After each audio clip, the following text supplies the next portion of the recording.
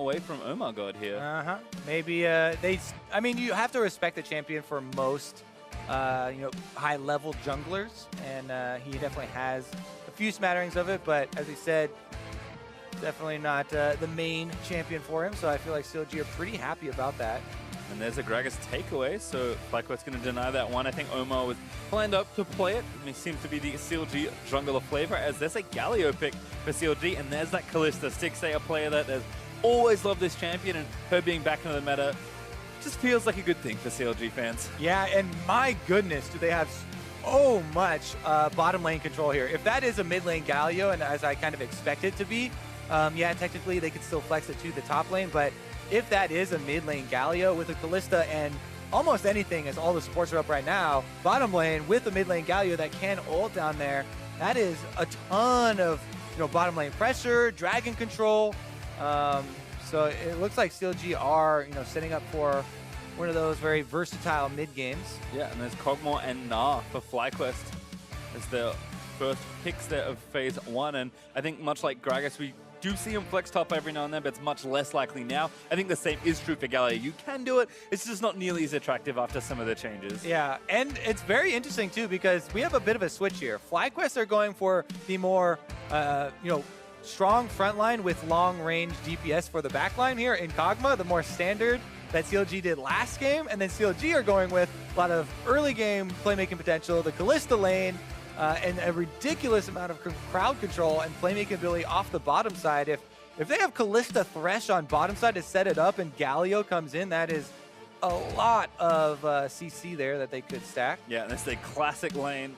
Pretty much since Kalista became a champion, and certainly one that 6A and Afro have a lot of practice both together as a duo and individually on these champions, as Tom Kench is the first ban for CLG. You're going to start picking off supports here, and Jarvan actually banned by FlyQuest. Again, another flex. Well, likely a top laner here, so maybe looking to protect that Gnar for balls. Yeah, it definitely looks to be the case here.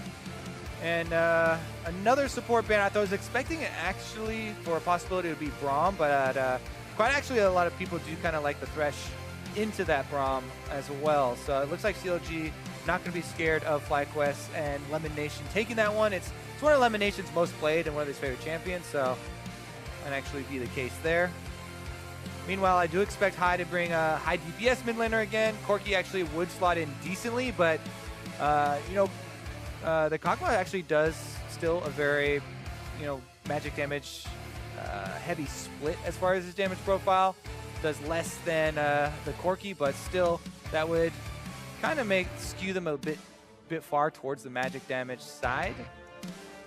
Well, there's actually Olaf for the jungle, I assume. Could be flex, but pretty low possibility there. So now a system to get the Galio in aggressively to the backline there, as Olaf's going to be picked up for, again, Omar. Yep, pretty much the classic combo here, the Olaf plus the Galio, because it's very easy to force mid-game plays. And as we talked about, the earlier game-oriented compositions kind of having the problem of maybe stalling out there in the mid-game. If you literally just have Olaf ghost and run at the enemy team, he guarantees Galio's getting in there, and they have the Thresh and Kalista for bottom lane control as well as playmaking pretty early on. So CLG definitely not hiding what they're going for, and FlyQuest draft exactly as expected with the last two picks, last two expected ones, and they rounded out pretty much switching kind of themes here from game number 1 to game number 2 for both sides. Yep, Braum Corki for FlyQuest, and he says, all right, this is my counter pick before, I'll play it again here with the Vel'Koz. So they do flex the Galio up to the top side in the end, and have Hui again on the late game. Very long range, high damage champion here. He was untouched in the last game. This game, though, he actually has to deal with a front line that's going to come for him. So unless he gets the Banshee's Veil super early, Gragas and Gnar are going to be all over him, or attempt to be all over the Vel'Koz and try and take him out earlier. So he'll definitely have more to prove in this game than I think the last game on the Vel'Koz. Yep, did have some great snipes, but pretty much just played siege mode all game long in the first.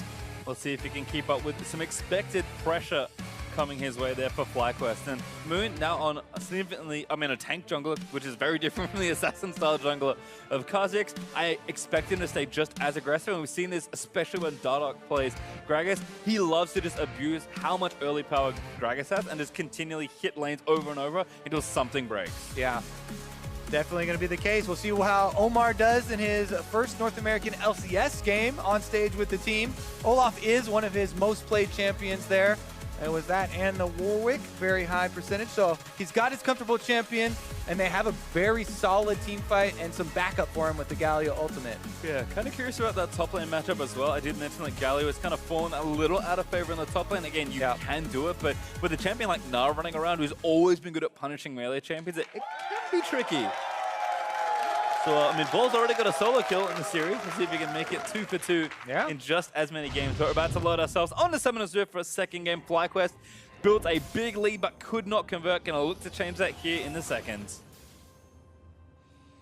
All right, we'll see. Probably should just be the normal starts here from both junglers. I mean, you would expect Moon to start on Raptors with the Gragas and get a little bit of a Corki pull, which is always super nice to have. And kind of gets you off to a very good experience and pace for your early clear. Meanwhile, Olaf can do the same. I'm personally a fan of starting on the blue buff and not getting a leash from your bottom lane, just power clearing like that. But so many of the LCS junglers still actually about maybe 60% of the time do start on their Raptors for the bonus experience that you get there. And you get a little bit more out of the full clear, but does kind of open you up to a couple possibilities as far as early pressure. Yeah, not a lot of poking around going on though. Elimination going to check that pixel brush, but no one to be found as he slams the Winter's Bite into the grass. That's just, again, some setup here. Just defensive positioning for both, and looks like they're going to try and get those jungle starts scouted out. Hui even protecting that mid lane, but Hai nowhere near it.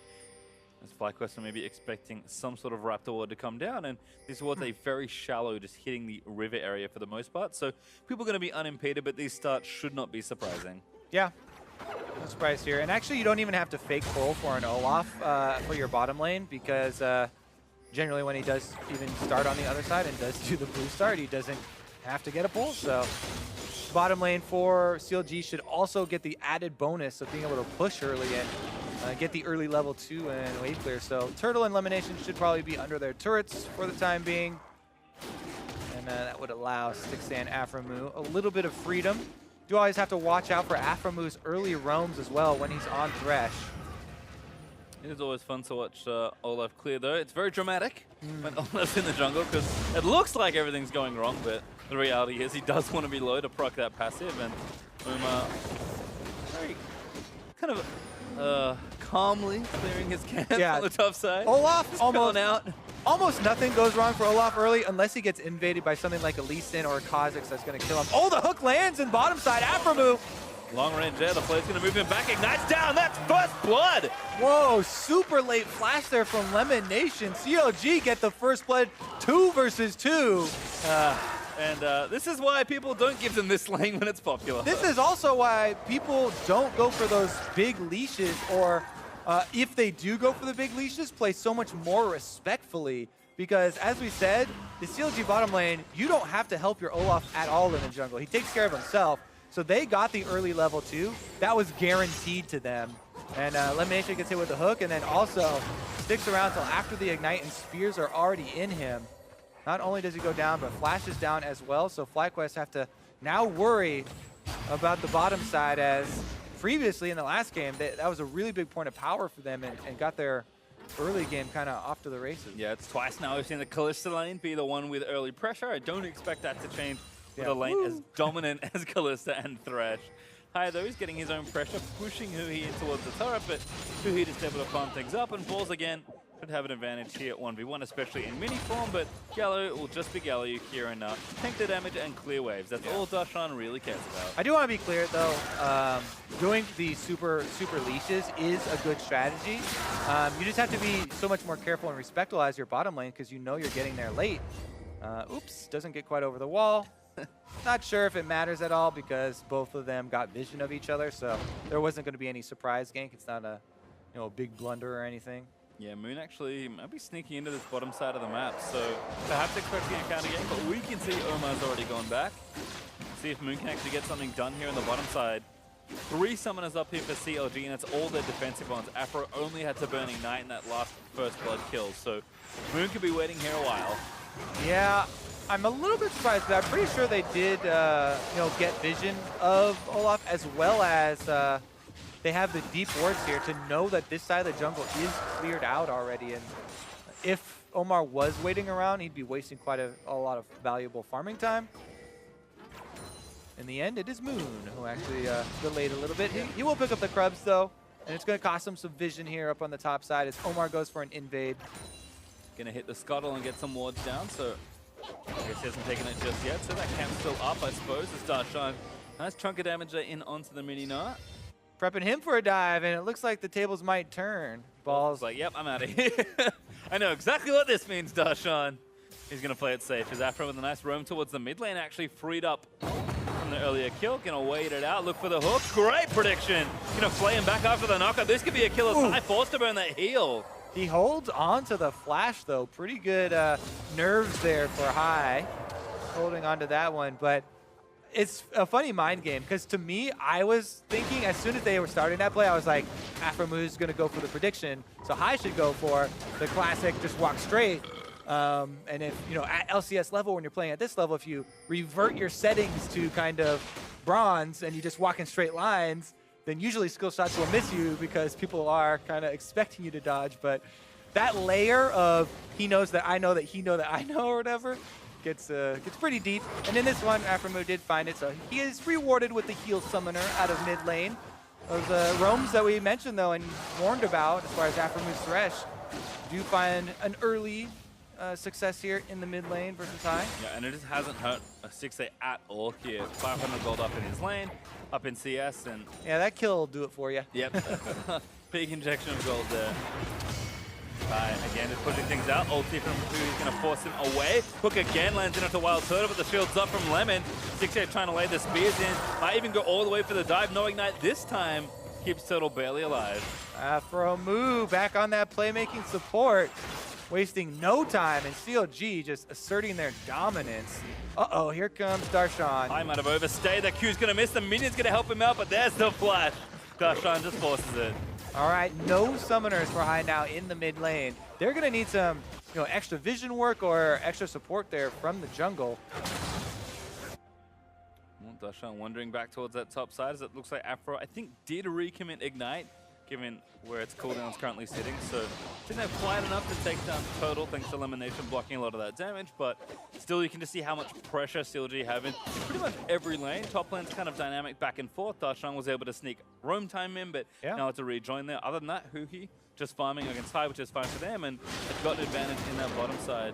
I think that was a really good roam there by Darshan, considering he doesn't have huge advantage in the top lane or anything, and he really took a good opportunity to go get a very efficient gank on mid lane and get that summoner down. You saw the pop up there. Omar was the first picked solo queue player for the Scouting Grounds, which is an event we held here at the North American LCS studio. High, no summoners. Oh, flashlight gonna miss. Look for it again. Another great predict from Afro. Knockup's a little short, but he gets moved back into it.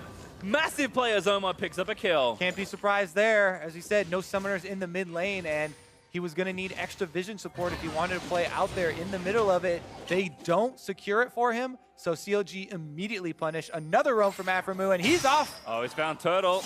Gonna flame back towards the Olaf, and now, okay, where do I go? Turtle, yep, nowhere is the answer. Afro, a well-deserved kill for himself. Yeah, he's actually going to get the credit there. See if they blast going over for some extra farm. In bottom lane, actually, the first turret gold still available, and it's definitely a possibility for CLG to try and rush this down. Red buff on Olaf and take it super quickly. Yep, just Elimination to defend right now. High is coming down, but even with the package, it's going to take him a little while longer. It does ride in, so it might be time for a play. 2v3, though, seems a little loose. High just going to force them back. Or at least try, yeah. He's like, okay, don't want to get hooked again by Afro. Just burns the long-range package and makes that wave fall down. Hui actually baited him a little bit by, going for a fake roam here. But Afromu went for the early Moby boots. He does miss the flay, but lands the hook here as High was trying to go for the zigzag pattern. Omar then is set up so nicely. Afromu just kind of beat him over here, but then he's going to take it with his little cheeky auto here on the Thresh. And again, Stick say, despite all the pressure here from Afro on other sides of the map, up a significant amount of CS there, 30. 86 to 56 right now. Who even steals? No, that's his blue buff. Gets his blue buff. Always getting the next up. You got to steal it from your jungler. I mean, you know what? In solo queue, absolutely true. Especially this first one. They always want to hold on to it. Yeah. I don't know, man. This bottom lane is actually more of a problem than the FlyQuest advantages that they had in the previous game. So I would have to say CLG should continue to force plays around this bottom lane because Stixxay is so massively ahead with not only the kill, but also that extra CS lead that you mentioned. Definitely a huge point for them to actually create plays around. Teleports are available. The ultimate from Galio is also always an option. They don't really have a roaming mid laner, but you don't really need it at this point because Huhi has so much presence there in the mid lane. Yeah, and you can see CLG pretty much purely focusing on this bottom side of the map right now. They've got an Ocean Drake. They're actually going to look to start up here. The Stixxay and F are going to move towards the pit. And again, just putting that vision down, roaming around, and just letting Darshan farm. I mean, yes, he's behind 20 CS pretty much versus balls, but he's keeping his turret healthy. He's making sure he gets at least some farm, and he's very relevant on 2-scale towards that mid and late game. So FlyQuest need to find an angle to either save their bottom lane, or if it's too late for that, break open a different section of the map and kind of get this laning phase out of the way, because it's gone horribly wrong in the bot lane. Yeah, fortunately for FlyQuest, they do have the stronger front line this time. Well, actually, not so much this time, as CLG have a pretty good combo of their own. So it does make it a little bit riskier, right? Because you definitely want your Kog'Maw at least to get a single item before you try and bring that to fruition. Balls actually gets chunked out pretty decently there by Darshan. Yeah, very squishy. So be careful not to eat too much damage. Stay an arm's length as the expected Drake now going to be completed for CLG. That'll be nice. They look to extend their advantages in the laning phase. Bit of extra regen. And all of a sudden, it's just feeling very straightforward for CLG. This is kind of what we saw from FlyQuest in the last game, where they were slowly building advantages just with some smart plays individually and then kind of around the skirmishes in the early game. Here, CLG kind of doing a very similar looking thing, advantage in the bot lane, just with some individual outplay in that 2v2. And CLG are definitely a team that know how to convert. They defended well in game number 1 and should be adept at pushing forward here as he moves into the thick of the mid-game. Definitely the next goal for them is going to be to get the first turret on the bottom side. The turret's already low, and it's a completed Blade of the Ruin King on Stixxay. Oh my goodness, those chunks here from Huhi. Huge damage poke coming out from the Vel'Koz. That actually might be able to turn them into a first turret goal here on the bottom side. Yeah, you see Huhi pretty much on cooldown use that ultimate and just pressure high back out of the lane. Even going to get some extra damage down. In fact, the roam mid is starting for CLG. Omar's here and looks like Stixxay is just behind him, so I'm going to try and push him out and then shove down the turret just like he suggested. All right, CLG bring 4 members. Can't quite finish the job here, though. Afro with a rare miss. I think that's the first one I've seen in this game on camera, at least. Darshan going to take those minions back out. Ball's a bit grumpy.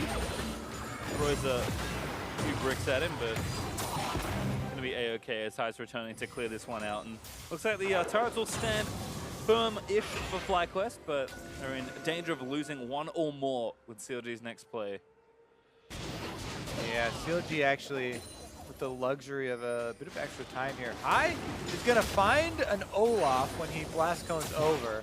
That should be enough to dissuade this dive, but FlyQuest make a hard push for that first turret gold. Yep, just going straight forward. It's going to be a race on bottom lane. A little late for CLG on the play on FlyQuest. Going to get the bonus gold out of the deal. They get it just before the last minion goes down too. CLG not putting up a big enough defense to delay it. I'm going to take that first hook, hops back away to Turtle. In fact, they're not going to get it on this wave either. FlyQuest calling down a little bit of help. Moon is in the area, but spotted by a ward that CLG has placed, and gonna have to wait a bit longer to collect that turret gold. FlyQuest, nice proactive play, realizing, you know what, we have to break this game open and get us out of this laning phase, because we're not really winning. Yeah, I mean, it was a really good call by High. to take the opportunity to roam up to the top side and take that first turret gold bonus away from CLG. Otherwise, it was just a matter of time before, you know, bottom kind of took their toll. Now, they've also freed up their strongest member. Balls here on the Gnar. His Mega Gnar bar actually just procced. So maybe not going to look for a team fight now. He'll be exhausted if that one runs out. Well, going to move back towards the top lane instead, but does have a Black Cleaver finish. So Tarshan's putting up little resistance right now, despite the armor he has in the Glacial Shroud and that cloth armor and the Ninja Tele, actually. But he'll get there. Kelly almost always finds himself nice and tanky at some point, and Huhi, with it, continuing his leisurely pace of play here in mid lane, going to get that blue buff and just keep farming. It's a good life sometimes, the mid laner. You clear the waves, you relax, and something happens eventually. Yep. The team yells at you when you do stuff. All right, a little bit of a trade here, but not too generous. Balls might look for not quite the full-on dive, but a huge amount of damage. Black Cleaver, baby. And Stix, they finally getting the turret he was looking for, but no bonus gold's gonna sad days for CLG. Stix said they're gonna push their way through. He's still up a decent amount of gold, not quite 1,000, but relatively close to it. As Fly gonna start the Rift Herald actually. They're going to trade those bottom objectives. So the delay on that bottom outer turret actually really costing CLG as far as the total objective trades goes. Yeah, this is definitely good for FlyQuest to work off the top part of the map where they have balls, winning his matchup, and getting that pressure. They're not really focusing on shoring up the weakness, but playing off their strength on top side. See if they can actually convert this Rift Herald here into an outer turret. Because once they go for it, I have no qualms about CLG actually starting a fight here and just charging in with the Olaf and Galio combination. That's definitely something you have to worry about because the Blade of Ruin completed on Kalista, as we said before, and 6A is ready to roll. Gonna have a swap as well by the looks of things, as Turtle and Lemon gonna match CLG's duo there in the top lane, and Balls is already down there near Darshan, pressuring his high. He's also gone back, picked up his Trinity Force, so kind of first major items across the board being completed here. Frozen Heart there for Darshan. Talked about the Black Cleaver already for the Gnar. You can see pretty much everyone's got that first item finished, with I guess the exception of the junglers who do have their enchantments done. CLG maybe looking to get a bit more proactive here. Have to keep an eye on Moon's Trinket. See where he looks to apply the Rift Herald. If he can find a place to really do it, CLG actually hard forcing in the mid lane, gonna look for this turret. They tried it earlier, they get ulted back in, and oh my god, gets popped down. The Ragnarok's gonna be popped. He runs away from the turret, but did a significant amount of damage before it could get out of there. Absolutely great ultimate here from Moon on the Gragas. Not only do they get a big chunk onto Omar, but they also took his ultimate off cooldown, so the option for that charge that we mentioned is not there. And during that whole play, they had Turtles splitting on topside, getting more farm into the Kog'Maw, so their actual damage for the fight is going to be in a better spot. Here we go, though. Balls is going to have to get out of this one. Oh, it does hop out of the way, but there's Fate's call. Pop Balls looking for the Mega. They're going to try to turn it around, but 3v1 doesn't feel very fair. The double wallop is going to land, but he gets hooked by Afro. Should be enough, and there's Stix claiming kill number 2. All right, let's see what they do with this, because CLG can transition into the Cloud Drake, but Wild Turtle is still pushing top. I don't know how quickly he could get to this turret and take it down. CLG might want to send somebody up there to stop it. Looks like they're going to go for 3 at once here. He finishes the Cloud Drake while they go mid. 3v1 again. High back towards the safety of his control ward, dodges that hook, but turret's too low. High can't get in, zoned by the rest of CLG and Lemon. Just a touch too late to try that, as Turtle also forced to pull away as Darshan was moving back towards that top lane. So a great triple play effectively there for CLG, getting or saving themselves across 3 different lanes. Turtle takes the red buff though there for Kog'Maw. Ah. Gotcha. Well, better than nothing certainly. Nice little pick up there for Fly. Huhi gatekeepering.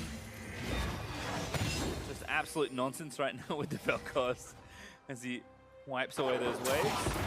High looks to repay him by taking away some Raptors. Gonna get the whole camp nice and easily, but oh, no, misses the big one. Looks like resistance is coming.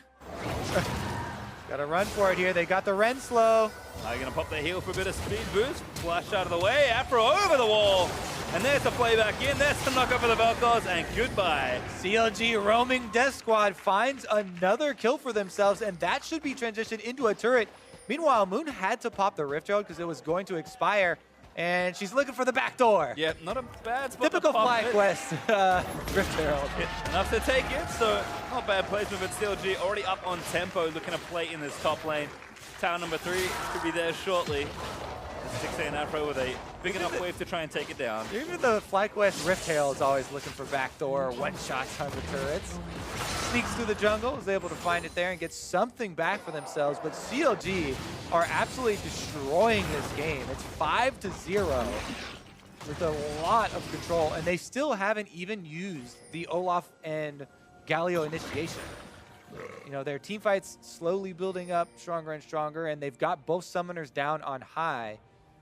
Really, that combo is looking for the Kog'Maw, but now that High has no summoners, they have 2 really juicy targets to just run at there.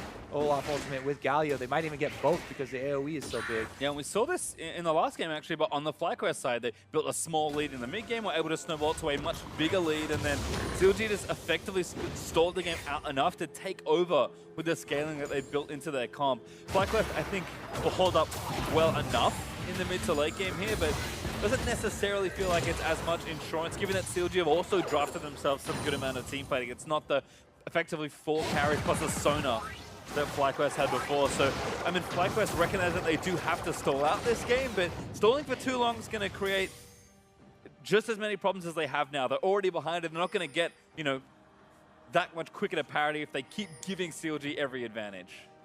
Again, I mean, it's so difficult, right? Between you can't give every advantage. I don't think anyone will argue that, but also you have to constantly look for where are you going to be able to create your comeback. Let's see here. Darshan is looking for the engage right now, and they got caught. Don't find Soda, but he flashes out of the way. Waiting for the defense as CLG commit that ultimate. Life bonus great. Void Monster protected. Yeah, just so you know, you can't block the damage of that Vel'Koz's ultimate. It's just going to burn everybody on its way to the Kong, and they got Darshan under turret. Combo there, but High not able to get in and deal his damage as well. But Darshan staying pretty safe. His balls also refuse to TP. Looking to shove down this bottom side instead. He's definitely, again, going for more of that early split push power, so should be good to try and knock down some turrets and open up the map for FlyQuest, but CLG starting to more aggressively group as 5. Yeah, FlyQuest want to bide their time and wait for that nice opening here, basically. I mean, they're not that far behind in gold, and it's not like they're facing super outscaling or anything like last game. They actually feel pretty comfortable in it. So FlyQuest under quite a bit less pressure this time around to create, and they are staying fairly calm. They just want to continue to have that Gnar, use the advantages, and Balls is able to press up to the turret at least. The thing they're lacking really is the extra vision. That's why, you know, CLG's roaming Death Squad kind of was able to get a couple picks there and set up for those plays. So FlyQuest have to be kind of cautious while they're looking for this, you know, mispositioning or whatever from CLG. Currently 2 members in topside that High actually has to deal with. And a lot of that filters through the mid lane turret still building up as Balls and Darshan meet again. Balls, yep, not enough lane to kill him, so Darshan just burns the ulti and gets out. I mean, no froze him out. Maybe meant he could have just walked away, but Darshan wanted to make absolutely sure he was getting out. Yeah, it's pretty annoying just with the Black Cleaver. You know, the buffs to Gnar's Boomerang, actually, with that cooldown reduction, you just continue to spam it is pretty annoying. But, yeah, no Galio ultimate, so no more of that Olaf Galio combo, which we actually haven't even seen one time. Well, poke lands in, double knock up there for Huhi. Again, continuing the poke as FlyQuest playing a little further forward. High trying to run them away from that mid lane tier 2. CLG going to reset and look to reseed once more. Hook there for Afro. Actually going to land somebody back. It's Omar. As that Stixxay going to move in. Moon looks to try and get the ultimate down, but Stixxay pulls out the spears and gets a kill. Afro move finds another pick for the team, and CLG now have the presence in mid lane, pushing down the turret. Afro move Thresh looking good early and 100% kill participation. Nothing feels like it's changed for this bottom lane on fire so far for CLG, and that's the turret they've been looking for. Now 4-2, finally opening up even more space in mid. Just got to get out safely, but looks like they'll be more than safe here. FlyQuest, not really that many tools to directly engage.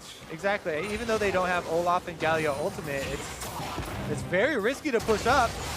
Play under Turtle, hooks him as well. Disintegration Ray is going to burn down Turtle. Darshan now with a flank, going to look to taunt up high, and it's just a massacre in the mid lane. Yeah, you could say risky, and CLG definitely punished him for it. As we said, you can't block Vel'Koz's damage from the ultimate. True damage burns right through, even past the Braum shield, and that is going to be a very significant advantage for CLG in setting up this Baron. They're the ones with the Callista, so a secure should be very simple for them. Yep, Moon is up, but it's going to take a number of heroics to try and steal this one. And Hui's just going to zone him out of the way. Moon's going to get knocked up and going to try and get himself back into the pit. Hui's going to make sure it doesn't happen in time. And even if he gets in there, I think he's got enough burst. There's the Ren. Going to take down the Baron. Ulti there going to be committed as Moon does get a kill.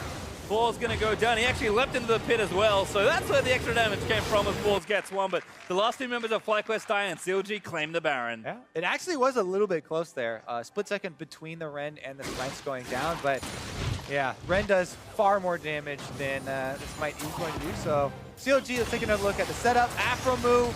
Who else sets up the play, goes for the flash, gets two with his play, and man, it's a massacre after that. All you have to do, they're already down in numbers and didn't have any sort of front line with them, so it's just CLG running them down. Yep, they lost their marksman, then they lost their mid laner in about as many seconds.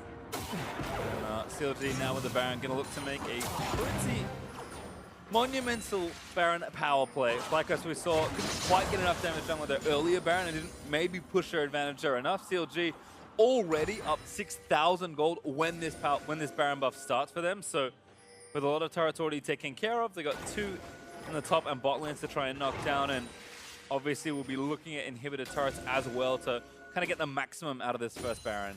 Yeah, this game is looking much more like the 8th place versus 1st place that people were kind of expecting. FlyQuest did have a pretty good showing there in game number 1, though, fighting for themselves. But this time around, CLG not wasting any time. Baron buff means they can pressure 2 lanes here. Just leave the Galio, whose ultimate is coming off cooldown pretty quickly here. Only about 20 more seconds on that one.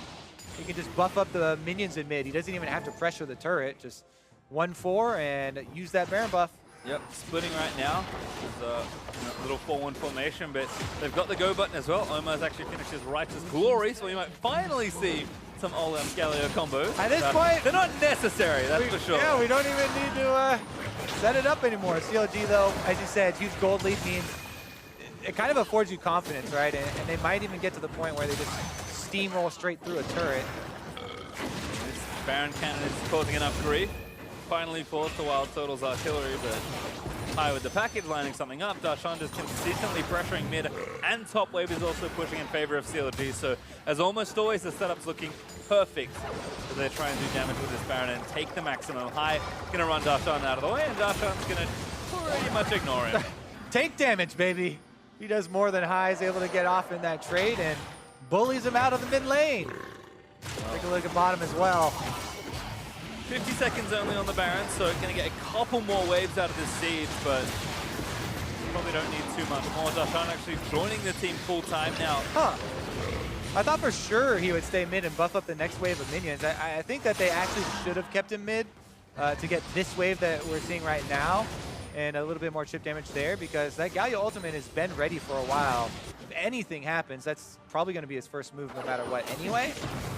So get the most out of the Baron buff. You can actually even go run back down your lane to buff them up. Oh, here we go, though. Yeah, hook on a moon, but Lamination leaps in front of it again. Who with the ultimate with the lock is going to block a lot of that damage. CLG, though, get them off the turret, and that's all they wanted. Darshan going to line up the taunt to zone them off it, and this inhibitor's looking not long for this world. Vel'Koz's damage cannot be denied. He's still putting out huge heaps in game number 2. Hasn't really been threatened there as well. He's already got the Banshee's Veil, and CLG casually take the inhibitor. Yep, just walking up, take it down, and that's really what they were looking for. They had pressure on that top lane.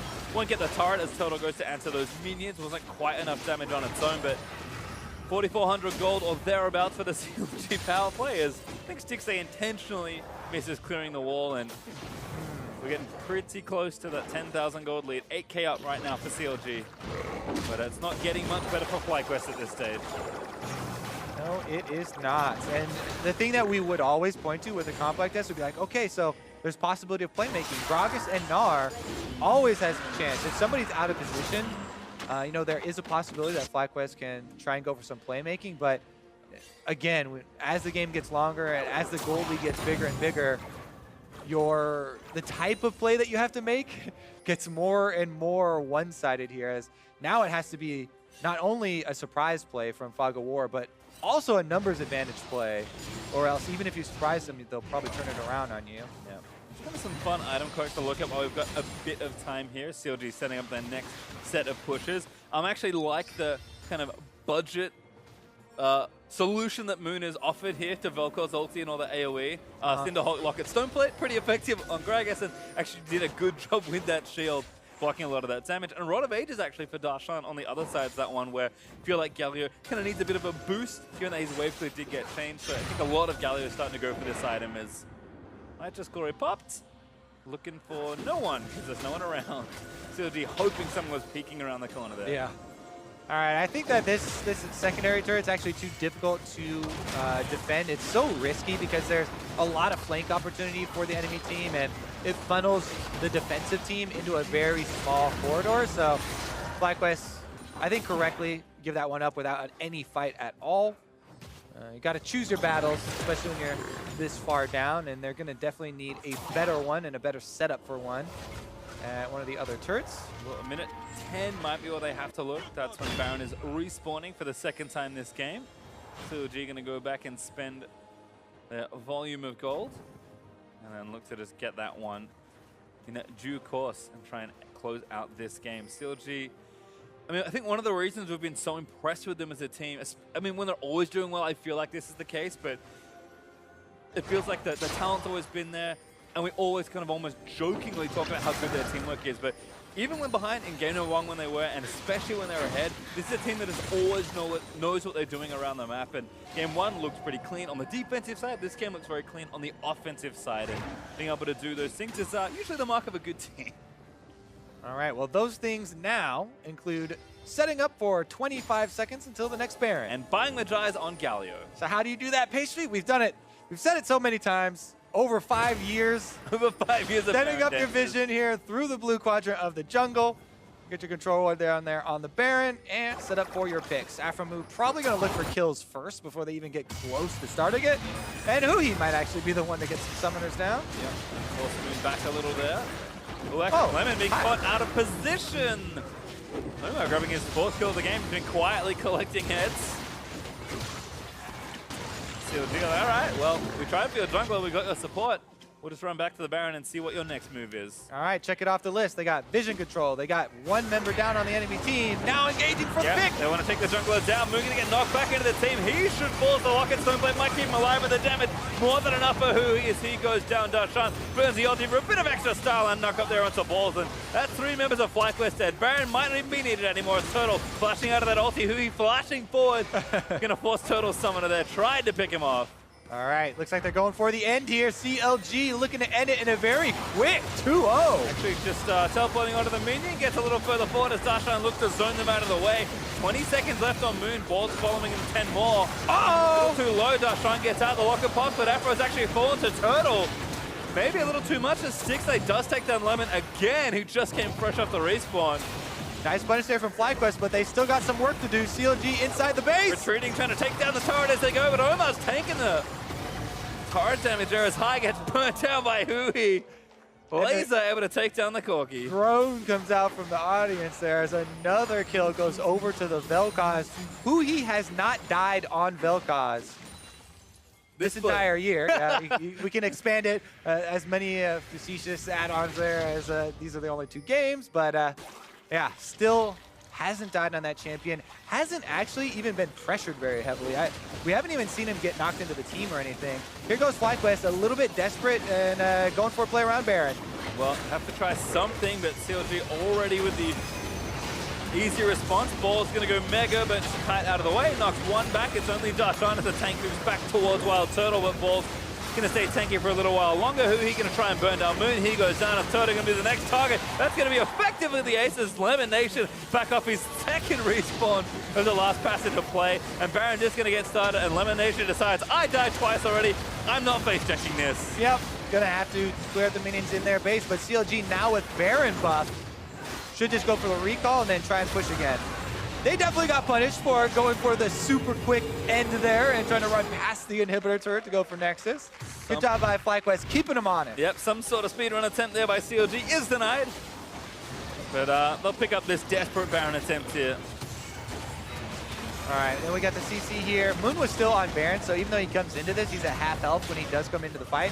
Not to mention, they are outnumbered here, and 6A is able to just take down the front line. So CLG, as you know, they will pick up all the kills. And FlyQuest, people are gonna be like, oh yeah, it's that super risky Baron for them or whatever, but the options are super limited at this point in the game, and they were kind of banking on the fact that CLG were a little bit lazy with their wards or didn't have anything on that Baron. Got to try something because they are just too far behind at this point. CLG have an insane gold lead at this stage. 14, 15,000 gold up, and we're only 35 minutes into the game. And yeah, their carries have decent items here. 3 for almost everyone in the bot lane and their solos, but CLG have much more than that. Yeah, they've got 20 stacks of Medjais on Darshan on their tank Galio. A deathless Vel'Koz who's got 10 Dark Seal stacks and 4 items. I mean, actually gonna have to sell that Dark Seal if he wants to finish probably a Death Cap as that next item. Aframu is the only guy who's not a KDA player. He's going in, creating the plays for the team. That's true. He has all the deaths. Bagel shop opened on the rest of CLG. Zero's in the death column right now, but CLG is going to look for this siege, take down this tower. They've got another inhib to try and take if they need it in the bottom side of the map, and FlyQuest will offer a pitiful defense as Omar rushes in and slows down Lemon and High. Afro again with a big play, plays High back, going to try and take out carry number 1. He goes down as Turtle is trying in vain to get Darshan out of the back lane. Does get stunned by the Braum, but Lantern taken out will keep him safe, and Huhi going to zone the rest of them out as inhib number 1's going to fall in the mid lane. All right, 5 versus 3, Elder Dragon buff on, and CLG this time around. Yep. Look at it finish. Only one turret left there. A speedy finish attempt to get it. That's another great hook from Mappo. It's going to seal Wild Turtle's fate. Balls goes down. Only one left there. It's Lemon once. No, never mind. He's absolutely dead. As CLG going to knock down the next turret. Ace FlyQuest and complete the sweep 2-0 to start their next week. Who needs Rift Rivals, Kobe? Not CLG. Still on top as they sweep FlyQuest and looking about as clean as ever. Omar, first game into the LCS is a successful one. Still has yet to die in the LCS. Feeling pretty good about that one. And CLG, very solid second victory right there in the series. They will keep their first place standing and keep it solidly.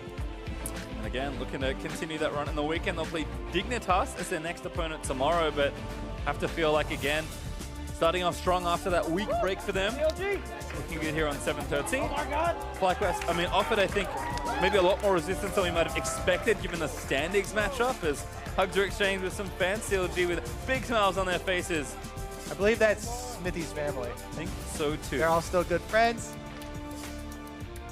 Meanwhile, FlyQuest definitely disappointed, but they showed fight in this series, that's for sure. I think Ball's got a solo kill. He can be happy about that at least. Doesn't look very happy about it.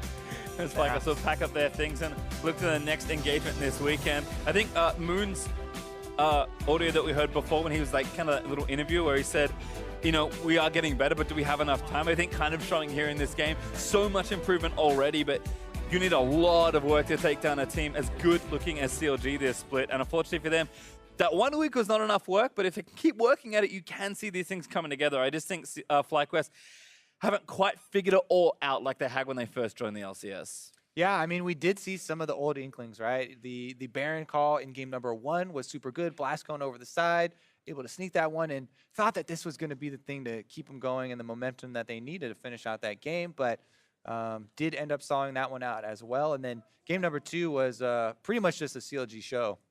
And again, the thing that happens is, you know, you see FlyQuest with momentum, and generally they don't get stopped, which is the impressive thing. So I will credit CLG's defense pretty heavily there in game 1, just trusting in the comp they'd built for themselves and knowing that they could win that game once they hit a certain point and didn't fall too far behind. But game 2, as soon as they started losing, they just kind of kept losing there, which is always a rough one.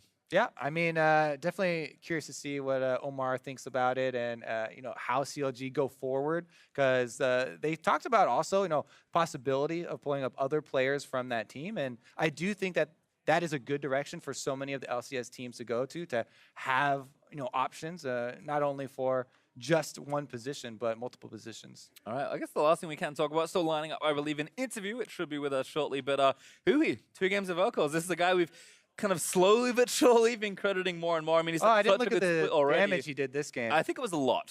First game, he was definitely the most damage in the entire game.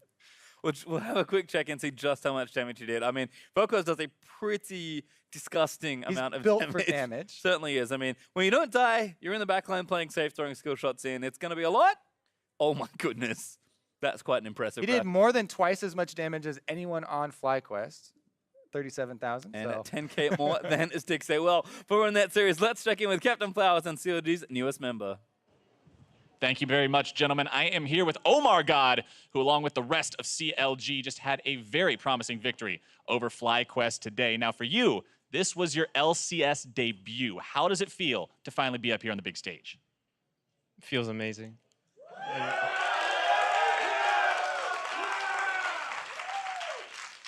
Especially the fans. Right after the game, everyone was shouting my name, and that was an amazing feeling. I'm sure it absolutely was, and you deserve it. Very awesome performance there in that second game that you were a part of. And I want to ask you, you're someone who's been a part of the entire process of going from one of the top players on the Challenger ladder. You were a part of NA Scouting Grounds. You were the first pick overall in that, I believe, some of the top talent available. You went through the Challenger Series itself. Now you finally made your way here. What parts of that process were the most important for you in terms of your personal growth? Like, how did you continue just raising it up level after level to get to this point? I think the most important part is focusing on what I can control and what I can't control. I can't control what opportunities will come to me, but what I can do is work hard and practice as much as I can and try and make myself the best player as I can be.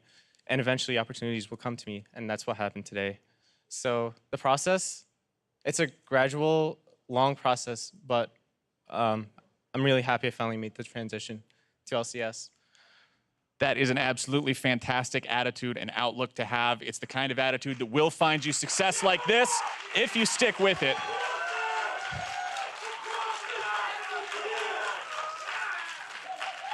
The fans obviously enjoy it. They're supporting you. They're cheering for you now. On the topic of success, let's talk about the team's success as a whole. CLG been sitting on the top of the standings now, a real competitor so far in Summer Split 2017. What's the plan for you guys to make sure that you're staying on top of the table going into the latter half of this split and staying on top for playoffs? At the start of the season, the whole team made a goal, and that was to win everything, and we're just going to keep that up. That's fantastic. CLG looking to take it all the way, win playoffs, go even further than that. And with Omar God on their side, I'm thinking they look like they got a pretty good chance. We're going to go ahead and toss things over to the analyst desk now to break things down a little further. Thank you very much, Captain Flowers and Omar God on the Rift. And the God is unkillable so far with the help of Chronologic Gaming as they come out with the 2-0 sweep. Starting things off, they seem to get the Olaf for themselves. Hui back on that Vel'Koz, stay on the back line and let everybody else be a front line as you just shoot lasers. Yeah, and Olaf is definitely a comfort pick for Omar God, so nice to see him, get his shot on the stage and actually perform very, very well. Sure. They had an extremely dominant game, and back-to-back Vel'Koz for Hui is really cool. It'll be interesting to see, if this is something that he's actually just going to continue with, or if he feels like it's specifically just an answer to Corki, because he may just actually like that individual matchup and maybe only going to use it as counter pick. And it seemed like CLG was itching to get back on the Rift. Game one maybe a little bit slow, but game two really coming out fast from the get-go.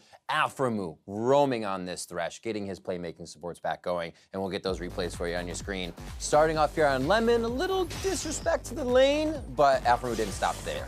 I mean, Kalista Thresh is one of the strongest all-ins at level 2 in the game. If you are not going to get level 2, you need to show that respect, back off, and then Afro's hooks were actually insane in the mid lane. Even before this, I believe he had forced out the flash from high with a roam and a predicted hook, so he was on point on the Thresh, and I think seeing him on these playmakers is always just such a treat because this is really where Aframu shines. It really wasn't. Stixay taking the Kalista for himself this game was able to stay very safe in that bot lane, and like you were saying, that play in the mid, I just want to touch on it once more, it was Aframu coming in, then it was Darshan coming down, and then they finalized on the third play. Rinse and repeat here for CLG and made the plays look very, very good. Now with Omar God in the mix, things seem to go very well in the game. They didn't push too much, and just having a lead, being a #1 team seems like something they'll be able to hold on to, even with this change. Yeah, it really does, and I think it's again, it's one of those situations where you have this composition for FlyQuest, and they're up against a double front line who's going to be very powerful, and a massive amount of backline damage coming from the Vel'Koz, and